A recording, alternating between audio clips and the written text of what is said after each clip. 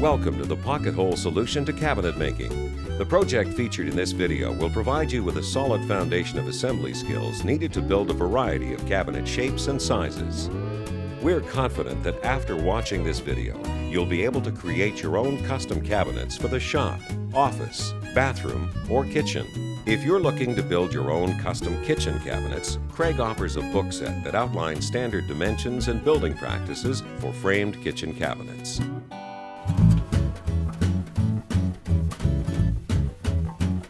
After the next few minutes, and with a little imagination, you too will be able to create a wide variety of cabinet styles, shapes, and sizes simply by learning how to use this Kreg K2000 pocket hole jig.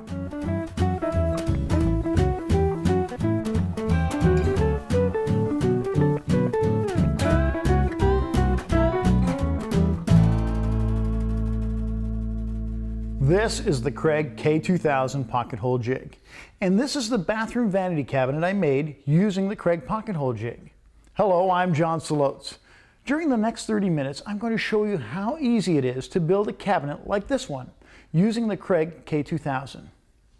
Since I discovered the Kreg pocket hole jig, I just can't stop using it. It's fast, there's no time wasted clamping or waiting for glue to dry, it creates strong, precise joints, and it's simple to use. As a matter of fact, all of the joints in this cabinet were made with this Kreg jig, and I'm going to show you how easy it is to create these fast, strong, and simple joints. Joints like the face frames, adding the gables, even doing stile and rail doors, building the boxes for drawers, and bullnosing to the countertop surface. Let's go out in the shop and get started.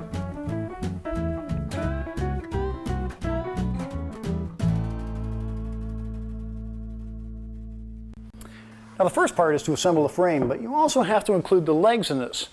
When I cleaned up the leg here, I made it 1 9/16 by 1 9/16. Now the reason for that is that I want to make sure that I've got a bit of room here to sand down and clean up in case I get a rough cut on the saw.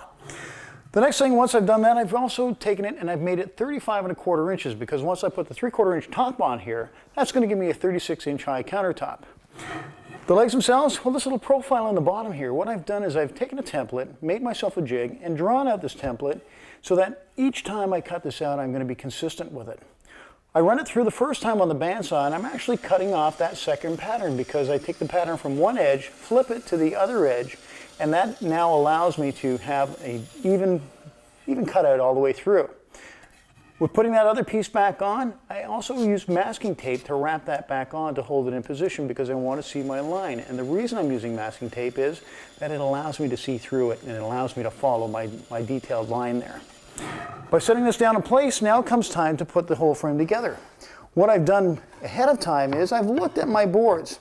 Anything that was a good side and a bad side, I've marked an X on the bad side, which tells me that's the side that I want facing up to me right now, because we're actually building this backwards. We're building this face down, and we want to make sure we take all these pieces and line them up like so. The top, set in place, and I'm just putting all these pieces in, lining them up, because I want to make sure that I've got an exact 36 inches. The stiles and the rails, well, the stiles in this case are the side pieces. They're the vertical pieces. The horizontal pieces are all rails. So all my X's are up in position. I don't want to go any more than that. I just want to make sure that everything is there. All my spots are taken into consideration. I line everything up, and I've got 36 inches exactly, and that's where I want to be. The next thing for me to do is just to number these. So go 1, 1, 2, 2, 3, 3. Let's go 4, 4 here, and 5, and 6, and 7, 7. Now this is the K2000. Now this jig here is really helpful for this, because remember, I'm using 1 1/2 inch stock for the rails. Now I set this in place, I line it up on my guides. The distance between those two holes is 9/16 of an inch, which is really handy in this case because I don't have a lot of stock here to play with. I also don't want to get the holes too close to the outside, because if I do, you might possibly see them. So this, I line it up like so, take my time, lock it in place, let the drill do the work, and follow through. Don't force it, turn the drill on, and let it guide it right into the board. Now, all the rails are done this way. Look at those two nice clean holes side by side. It looks really good, and it'll actually be a real tight hold. Now that's my last one. That is my center stile that I've got there. And notice the holes here are actually wider apart, because what I've done, instead of using the two center ones at 9/16, what I've done is I've moved it over. I've used the wider ones. I've used the one on the outside here to here, which does spread out the hole as well. So the next thing I want to do is take it out to my layout table. Now the layout table is just a piece of scrap ply underneath, and I've set in some upright boards, 3.5 inches wide, because I'm going to use my face clamp on here. And with the face clamp, the bigger portion goes to the good side, where the smaller one goes to the back. And what that does is it makes sure that I get a really good smooth finish on the front. Even if the boards are a little irregular, that doesn't matter, because the front will always look good and the back will have the irregularity. Next thing I want to do is I want to take a little bit of glue, put it on the end grain of the board, just like that, just a little bit, not a lot, because that is really going to soak into that end grain. Take it, set it up in place like so, line it up, and before I clamp that on, I just want to make sure it's flush at top, and clamp it on like this. Take a coarse threaded screw. Now this is a 1 1/4 inch length of the screw, and the coarse thread is good for softwoods. If this was hardwood, we would use a fine thread. Line it up like so again. And once you get a couple of these boards on, this will sit nicely on this tabletop, on this layout table itself. Now this is the last one to go in place, last rail. And I'm using the spacers here again just to make sure that I get the exact 5 7/8 inch spacing I need between each drawer. I'm pulling that down into position and holding it like so. I can line that up, come underneath, and line that up like so. And running in my screw this way.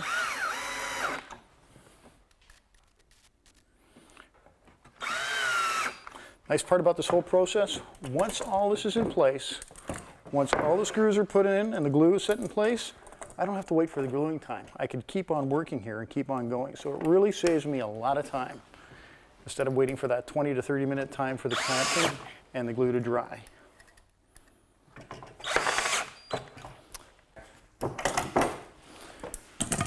There you have it, frame. Look at that. Every one of these corners and every one of these connections, just perfect, nice and smooth and really flush. Next thing I want to do is I want to take it back over to my K2000 Kreg jig, and what I want to do now is I want to put some screw holes into the pocket holes into the stiles themselves, actually, so that I can now come through here. I'm going to put about 5 in, and what I'll do is I'll just eye them out. Don't have to measure them, because again, you're not going to see any of these. These are all going to be hidden once we get this all together. Now, 5 is ample in this application when you're coming down these stiles. Set this in place like so, and I'm using 2 pieces of masonite, 1/4 inch masonite, for that inset, because I want it to come in 1/4 inch. I don't want it to be flush. I want some definition there. The next thing I want to do is I want to take this angle clamp, set it up like so, drop that into the pocket hole, line up the top, and clamp it into position. Now that's going to hold it in place for my first screw to go into. Line it up like so, put this in, and pull it in tight. Come into the center board, same thing, just push down on it, and up so. Change this down to the other end now, and bring it in, and line it up like this. And once again, just press down and follow through. Now I'm not gluing this, because I don't want that glued to that face frame. I want it kept separate, because for the swelling and contracting that's going to happen there. Put my coarse thread screws in, 1 1/4 inches long, and that's all you need for this. Even though we've got a thicker stock there, don't expand on the screws. Line it up like so, and again down to the bottom end here, line it up and push it all down, lock it in place.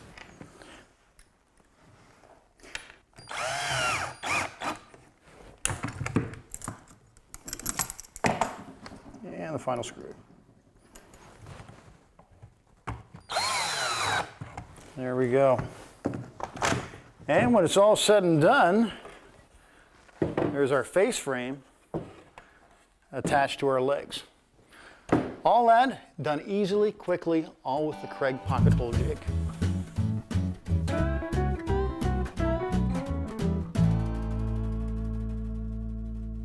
The next step is to build the back. Now the construction of the back is pretty well the same. I take my two back legs, lay them out, and in this case I'm going to use 1/2 inch particle core veneer. Now the nice part about this is the Kreg jig works really well on this particle core, actually on any kind of ply core as well. The next part I want to do here is take it over to my jig, and I want to set this up so I want to make sure that it's adjusted for 1/2 inch material. Setting this in place, I'm going to put 5 holes down the side here, same as I did with front frame. Lock it in place, and put in my first hole. Now you can measure down and pick the spots you want to put all the holes, but I find it just as easy doing it this way and matching it up as I go along. Now it's time to add this onto the legs. Set this in place. Take my 2 spacers again, remember 1/4 inch spacers, run them down along the side of the legs, and that's just going to be giving that little bit of an inset of 1/4 inch. Line the legs in position, and with my right angle clamp,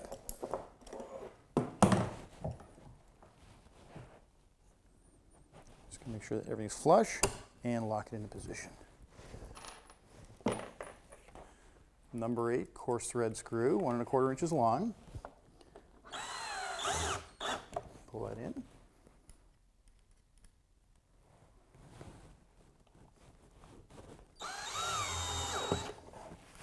There, now it's time to attach the front and the back together. And in that case, what I'm going to do is I'm going to bring this up like so, stand this in place. Now remember, I still want to use that 1/4 inch spacer, because this piece now will set in place like this.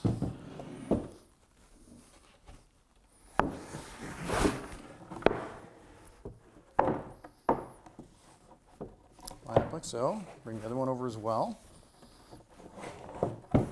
Now you have to be a bit of a contortionist to try and do this on your own, but if there's an extra person around, it's good to have a bit of a hand.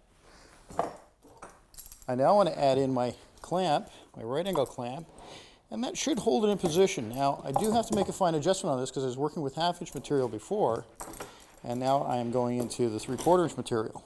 Back it off a bit. Perfect, look at that, and it holds it up in position too. Next step, again, I'm still using that 1 1/4 inch screw. Coming down, and I'm not using any glue here, okay? And the nice part about this whole project is that I don't have to stop and wait for glue up time. With the Kreg jig, I can make the pocket holes, and I can just keep moving along.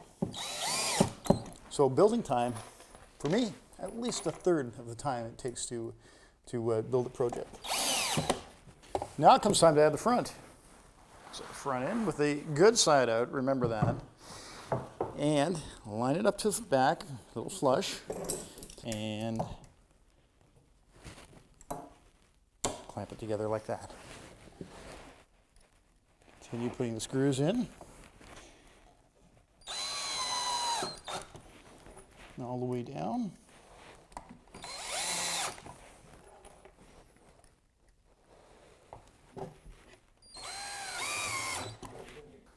Put the next side board on.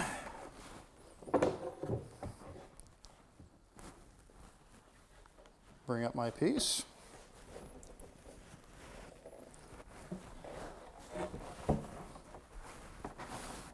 And set it like so.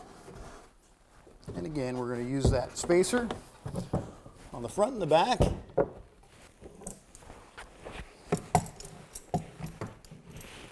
Clamp this in place. Make sure it's flush. That's really important here. I feel like I'm boxing myself in here. 1.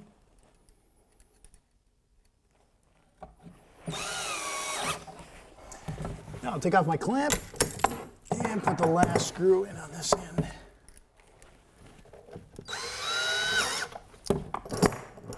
Now move this out of the way. And slide it forward. Stand it up in position. And there you have it. That's how easy it is to use the Kreg jig for all different sizes of material.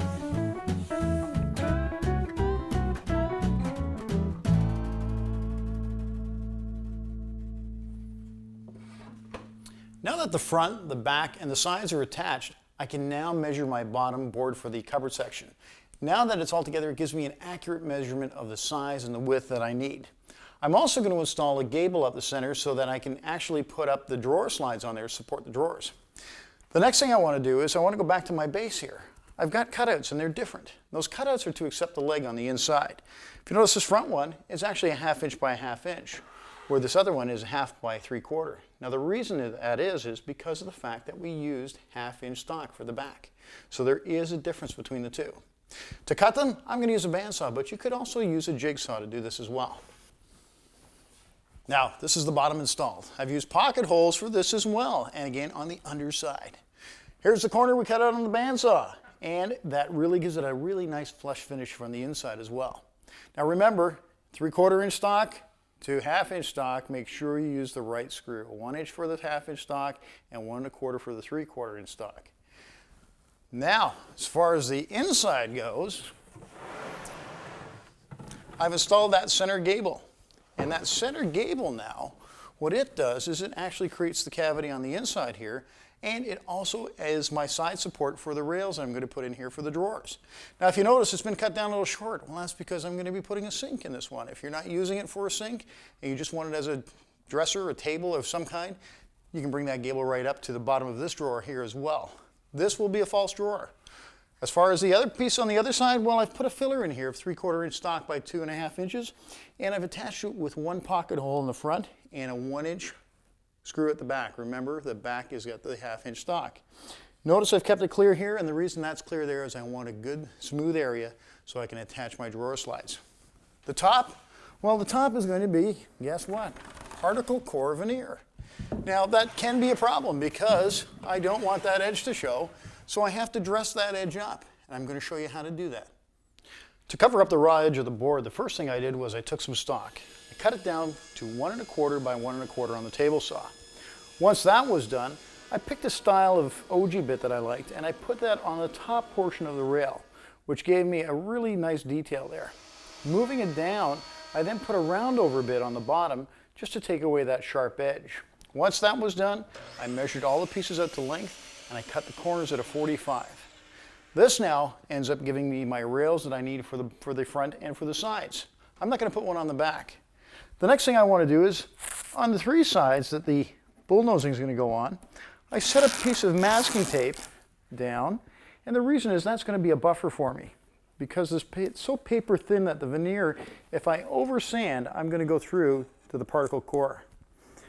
By laying that out, I take my piece now, and on my layout table, I use this again, but instead of this time long ways, I'm using it sideways. Now here's all those pocket holes I put in the bottom. Notice they're on 3 sides, the front and the 2 side pieces, not along the back. First thing I want to do is I want to add in these 2 pieces. This is my front, and this is my side. I want to make sure that it does line up nice and neatly, and I'm just going to go on a skew like this. Set it up in place like so. Make sure that everything lines up here and here. And next thing I want to do is now use the glue. Take a good, generous portion of glue, set it on here because this is very porous, and this is going to suck that glue in quite well. Give it a good helping there. And try to keep it to the back of the board because it will support and end up oozing down to the front. By setting this in place like so, and this is where the 2 boards are important. Not that we're going to put that first one on right away, but I want to make sure that it's lined up. The next thing I do is I take my angle clamp here, set this in place like so, line it in, and just with a feel of my hand here, just lay that in position. Now, because I've got that distance and that span, I put that 1/2 inch spacer in here. Again, I put my face clamp on the bottom here, set it in place like so, and just like that. Now I can feel that that has basically come out to a real nice smooth finish on the front. Taking a pocket hole screw, I start off at the back corner. And I'm just going to do a few here as I go through. I'm going to add a couple in here and just go and have a look at this as I move my clamp down the board. Come back out again.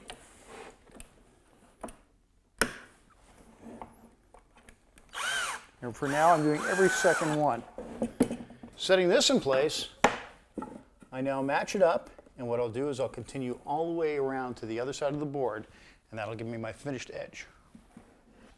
Now, if you notice this little spacer I had in here, well, that's just to help me clamp onto the side here, because I've really got a bit of an overhang here, and I want that as a filler in there, just to help me put the clamp on.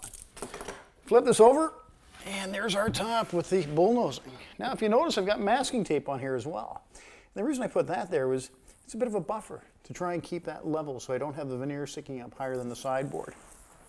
Pull all that off. Don't leave it on too long because it will leave a residue if you leave it on quite a while, but if you just leave it on for a few hours, not a problem. Peel this all away, and you're all done. You're ready to go. That gives you a nice clean edge to sand up to, because remember, that veneer is very, very thin. Next thing I want to do is I want to take it over to my cabinet. If you notice here, I've got these cleats that I've put in.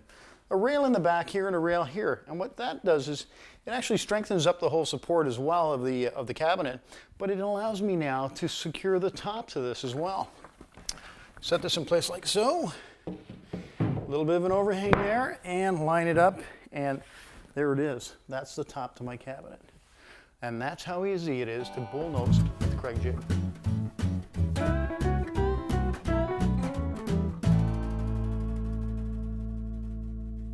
Next, by using the Kreg jig, I'm going to make a drawer. And those drawers are going to be 1/2 inch stock, and in this case, a birch ply. Now, the nice thing about this is I'm going to take it over to my jig, and I'm going to set in my 1/2 inch spacer block. Make sure it's seated well at the bottom of the jig.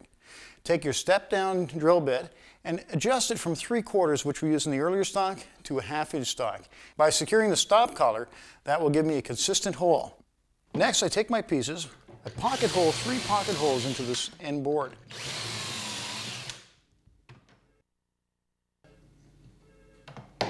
The face and the back are done exactly the same. The 3 holes are put in place, and I use a 1 inch number 7 panhead screw.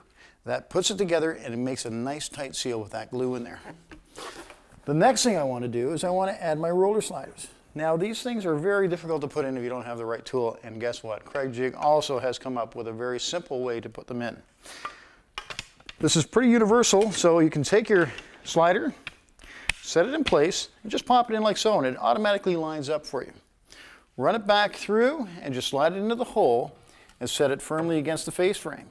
By doing that, that now gives it a good 90-degree angle and will keep my roller sliders fairly straight by taking a 5/8 inch screw, a number 6, drop it in place like so.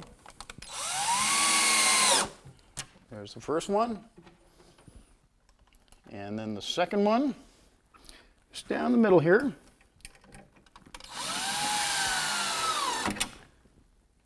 You've got it set in place and pop it off. Next, I want to try one of the drawers. Nice fit. Next, I want to put the front on the drawer, and that's going to cover up the pocket holes and really give us a nice finish on this. Here's one here I've already done, and just to show you that face frame is put on here, I've routed out the edge on the side, and I've attached it on the inside with screws. So it really gives a nice good hold. Once that's all set to go, set it in place, drop it in like so, and there's our front. The front for the top here, well, right now I'm going to leave that as a cavity because I may end up putting a bathroom sink in here, or I may end up putting a drawer in here. But the option is that I can do that now, and by putting some 3/4 inch L brackets on here, I can set that in place, and from the back side, I can do an adjustment and line that up and leave that in there until I make my decision on that. Now the door has been made using the Kreg jig as well, but because the pocket holes will be visible when the door is open, they need to be plugged. Now what I've done here, I take the pocket hole, put a little bit of glue in it. I take a pine plug because I've used pine material. I take the mini pocket, and it's got this pusher in here that ends up taking the dowel and pushing it into place. So I set that in, flip this over, and just give it a good firm push.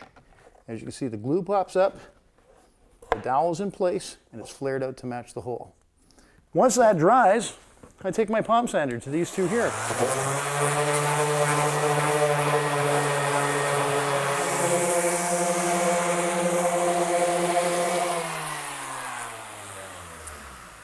I've got all my plugs sanded down.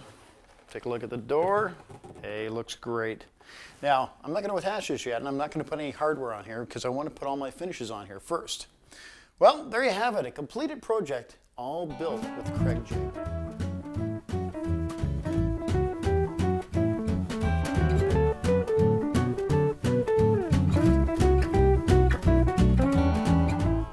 So there you have it. With a little imagination, you too will be able to create a wide variety of cabinet styles using the Kreg jig.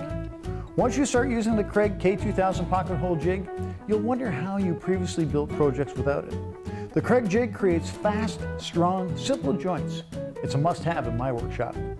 For more information or to find your local Kreg tool dealer, visit www.kregtool.com or call 1-800-447-8638.